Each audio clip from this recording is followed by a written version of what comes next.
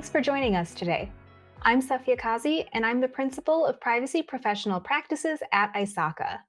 And joining me today is a very special guest. Steve Ross, Executive Principal at Riskmasters International, is here to discuss his recently released ISACA Journal column, Information Security Matters, Advertising Information Security. Thanks so much for being here today, Steve. Oh, it's a pleasure. So, to get us started, can you talk a little bit about the current state of information security advertisements? What do they look like right now? And have you noticed an increase or decrease in them over just the last few years? Well, I can't speak for the advertising industry as a whole. I'm an American, so I get to watch American television. It may be totally different in other parts of the world. But I can say that I was glued to the television set for a particular sporting event that happened to be the US Open tennis tournament. And you get inundated with commercials between every two games. And there was one after the other where somebody was promising me that if we just bought their hardware and software, that we would get all our cybersecurity problems solved. And another one that said, oh, if you just get consultants from us, we'll get you privacy. This was notable to me because both of those companies were places that I've worked before. So I was, sort of predisposed towards in favor of them. But the silly thing is that, as I said, I think it's implicit in your question. I can remember a time when there was no advertising for security. There was no budget for security. I was one of the first professionals in that space in the commercial world, and nobody really understood what it was you were doing and how you were adding to the company's value. And to turn around and suddenly see, well, not sudden, but it's reasonably sudden that in the past few years, people are advertising security. What was notable to me, and I suspect I'm jumping ahead of your questions, is that these are all advertisements for vendors of hardware, software systems, services, computer services. What I didn't hear was from banks and brokerage firms and manufacturers and hospitals and government agencies saying, come do business with us. We'll keep your data secure because we have all these products that were being sold by the vendors that I just talked about. And I did spend some amount of time scratching my head and saying, why is that? Which led to the article in question. So, the average person who maybe isn't working in security or very technical might be getting certain ideas from the ads that they're seeing. What kind of beliefs do you think the average person might develop from info security advertisements? And is it possible that some of those ads are harmful? Well, I've got some issues with the premise. I think that what do you call them, the average person, I don't know what that is, an average person anymore. But I think people are very conscious of cybersecurity, information misuse, or the misuse of their information, particularly, of course, private or personal information. I think an evidence of that is there was recently a failure with the airline systems across the country, and the immediate reaction of commentators on the radio, people calling in, was, oh my God, it's a cyber attack. That's the first thing people think of. And I think people are very conscious about the fact that their private information is either being misused or is capable of being misused. So, as I say, I think the issue at hand is not that people are uneducated. I think that they are educated enough that the vendor community thinks that there are a sufficient number of people listening to a sports event or watching a sports event that they would react positively and say, "Oh, I'll buy that. I'll go out to this company and buy their equipment, or I'll go to that consultant and buy their consultants." I remember a few years ago, I was listening to an ad on the radio that said, "Our product can help you prevent 100% of cyber attacks," which is a wild claim to make. Yeah. I'm curious, can you talk a little bit about some of the messaging that we see in advertising? Is it true? Is it hyperbolic? And how can companies get away with saying that they can prevent 100% of cyber attacks? Well, let's start with your statement there. All advertising is hyperbolic. I Sure. mean, I think I said in the article, for years I've been being told that if I only bought the right things, I'd be healthy, wealthy, sexy, and wise. And so far, none of them have helped. But you know, how long ago was it that Mick Jagger told us that if we only smoked the right cigarettes, we'd get all those things too? The fact is that we are all conditioned, I believe, to listen to advertising and say, "Okay, yeah, right." But if it's only half true, that's the point. Where I find it interesting and more worth talking about is that there is a market, a mass market. This was the US Open tennis tournament. There were millions of people watching. And I'm sure it's true, except that I don't watch much football, but I'll wait for the Stanley Cups, and then I'll be seeing the same ads for the hockey teams. I do think that there is enough understanding and responsiveness in the general public marketplace that people are open to listening to somebody who says that, okay, I'm not going to get rid of 100% of my cyber attacks. I know how to get rid of all my cyber attacks. Don't open my computer. It's real simple. The marketplace itself is demonstrating the knowledge of people. And I think the vendor community, as I say, is responding to that. What I speak to in my article is that it is not so much the people who are trying to sell security as the ones who are trying to sell a product or service who are not yet stepping up to say, if you bank with me, if you trade stocks with me, if you go to my hospital, if you go to my school, your data is safe with us. Don't worry about it. And the question is, why not? Yeah, one of the really interesting things in your column that you said is that marketing executives conclude that it pays not to advertise the strength of their information Right. security. Why is that the case? Well, it goes to the heart of the problem that security people have faced for as long as I've been doing this business. And that goes back more than a few semesters. The burden of proof falls on the criminals and the terrorists. We've got a great security program until the day when we get attacked. Oh, maybe it's not such a great security program. Well, it was a great security program, but I don't care if you're the biggest bank, the biggest brokerage firm, the biggest healthcare company, the biggest whatever. You are not going to be big enough and have the resources that not just foreign governments have, and quite frankly, terrorist groups have, who are intent on breaking into your systems and getting your data and, these days, getting your money to pay to get your money, get your data back.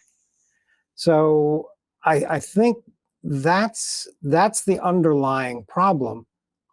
And it prevents anyone from advertising how great their security is for fear that the next week that whole messaging will be undermined by some criminals. In fact, I think I didn't say this in the article, I think it's probably tempting fate to say, come work, buy from us and your data will be safe.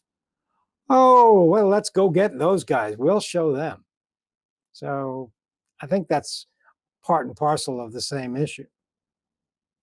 Yeah, earlier today I was doing a LinkedIn Live with people and we were talking about privacy. And they said that one of the reasons some organizations might not want to come out and say it is because illustrating how good our privacy is might put the idea into consumers' head that, oh, could I be subject to a privacy breach or a security breach? They might not even be thinking about it. Do you agree with that? Do you think there's maybe some reluctance to talk about it just because we don't want to have people associate the fact that giving their data might result in some kind of a breach? I think that's a major part of it. I think also that marketing executives are, they don't even have the vocabulary to talk to us security geeks. And to be fair, we don't have the vocabulary to talk to the marketing people. So that what you find is a certain degree of, how do I tell this technical message in such a way that we look good and don't raise the possibility of not looking so good? So that your point of, would we not be attracting attention to the potential for misuse of information or ransomware, or the whole litany of horrible things that can happen.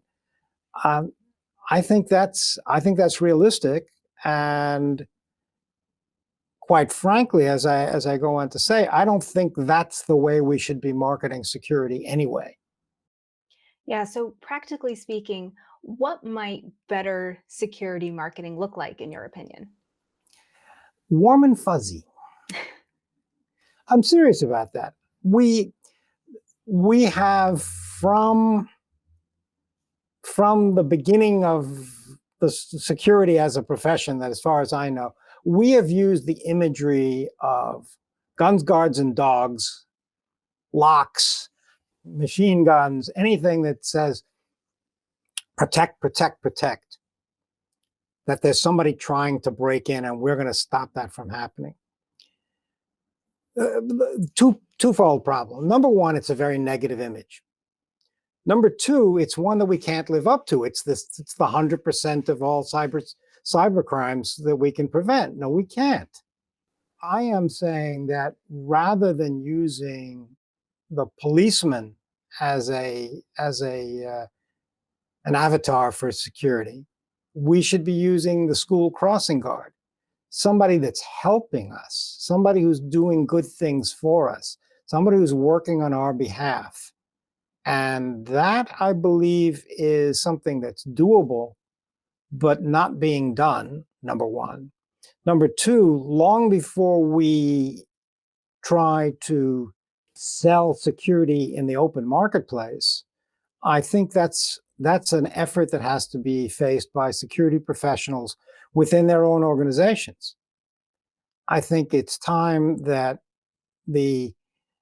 that we stop using military imagery of, you know, attack surfaces and, attack vectors and dwell time, using all this military speak that, quite frankly, unless I'm sure there's people in the military who do information security who know what those terms mean and can use them appropriately.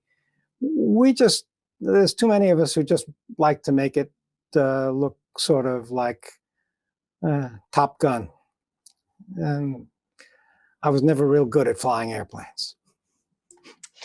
Yeah, I think that might also help the previous question I asked about, are people going to hear about it and suddenly be concerned that their information is going to be misused? But if we soften some of the imagery around it, that could help. Right, but that's the whole point. Safia, we're here, and I say we security professionals, we IT auditors, we risk managers, all the membership of ISACA. What do we do? We are providing a service that is of value to the broader community, and of course of value to our employers, and they in turn to the broader community. That we've got to be shown to be contributors to that positive service. Yeah, I know in your article you talked about maybe having the CISO or people on the security team get involved with advertising efforts and really help illustrate to customers how their information is being kept secure. Have you seen advertisements like that? I'm just curious what that might look like in practice. No, I have not. I'm advocating for it.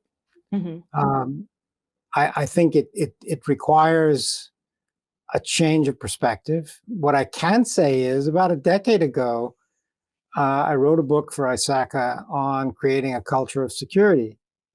And that's when I first came to this realization that we are, if you want to create a culture of security, you've got to make it into something positive, not something that simply exists to stop external bad guys. Well, the external bad guys are not knocking on the door every day or every week or every month or maybe every year. So you go this long period of time saying we're investing a whole lot of money in, keeping the bad guys out of Dodge. That's a technical term for people overseas. Keeping the bad guys away from doing harm when it's not really the issue of the bad guys, it's the good guys using information for the purposes for which it was intended, only for the period of time in which it was intended, and then getting rid of it when we don't need it. Yes, did that sound an awful like the definition of privacy? Sure it is, because that's what the mass market is interested in, my information. But it's just as valid for corporate information or financial information or other, secret formulas as it is for personal information. Yeah, and so if an organization has had a high profile security breach, what are your strategies for advertising and messaging post security incident? How can they go about leveraging communication to regain trust? Well, there's been a lot written on that. I'm not really an expert in that space, but number one, you need to be open and candid and not try to dress up what happened. Focus on how you are going to recover from it and what are you going to do to the people who have been harmed. The problem, and this goes over the line of security, or I don't know if it goes over a line, but it certainly focuses on privacy. When person's private information has been stolen, it's not coming back. It's stolen. And that's a hard one to deal with. What most companies have done when this has occurred is, number one, tell everybody that the privacy, the security of your information is our number one priority. Well, if it was number one priority, why did it happen? And number two, we will give you a year's worth of credit monitoring in case anybody's using your information.